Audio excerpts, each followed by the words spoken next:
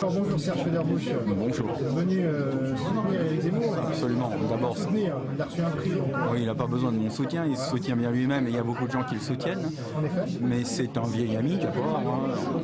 On a fait nos études ensemble, on essayait d'avoir le même diplôme qu'on a eu d'ailleurs, mais aujourd'hui il en a un de plus, beaucoup plus prestigieux, à savoir celui de la liberté d'expression. Donc j'étais là pour le féliciter.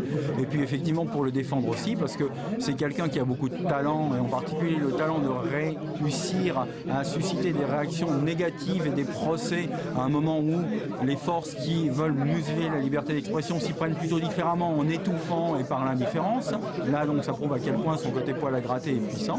Et puis aussi pour dire, et il l'a dit lui-même, qu'effectivement il y a une vraie menace à la liberté d'expression qui est liée au fait en réalité que le peuple est assez sacrifié depuis des décennies maintenant en France par les élites et qu'il faut donc, j'irais faire la police de la pensée et puis en même temps brosser dans le sens du poil des sous-groupes et des communautés pour éviter, en fait, pour créer de manière factice une espèce d'unité alors qu'en réalité il y a des vraies tensions profondes au sein de la société française et c'est ça que ça révèle. Et je pense qu'il l'a dit et il a eu raison de le dire, c'est le problème de fond et on est là aussi pour les faire émerger de temps en temps. Qu'est-ce que vous pensez des deuxième et troisième prix?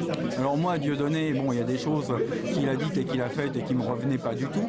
En particulier le fait de faire monter quelqu'un en costume, en habit de déporté sur une scène en appelant ça un habit de lumière. Je trouvais ça tout à fait scandaleux et injurieux. Donc, mais là, on n'est plus dans la liberté d'expression. À mon avis, on est vraiment dans l'injure et j'ai pas changé de point de vue là-dessus.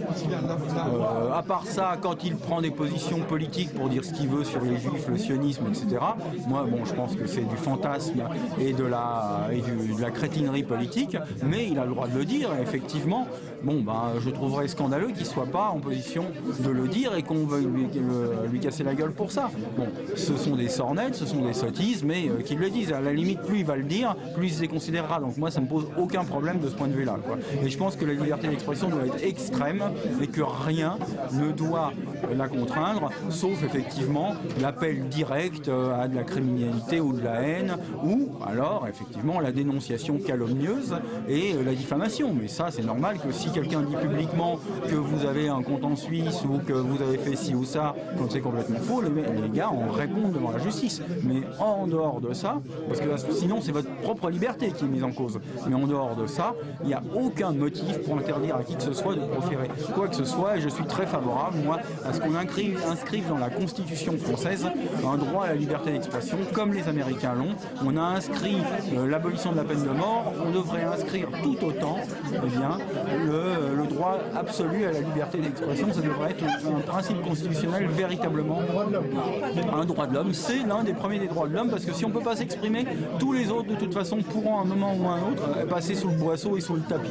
Et donc, bon, en tant que président du Parti des Libertés, eh bien effectivement, qui a évidemment dans son nom même la défense de la liberté au cœur de son action, eh bien je trouve tout à fait normal d'être là aujourd'hui pour soutenir Éric Zemmour, et ça ne me choque absolument pas que Dieudonné soit là pour le soutenir lui aussi, même si effectivement je suis en désaccord profond avec le deuxième et en accord profond sur de nombreux points avec le premier.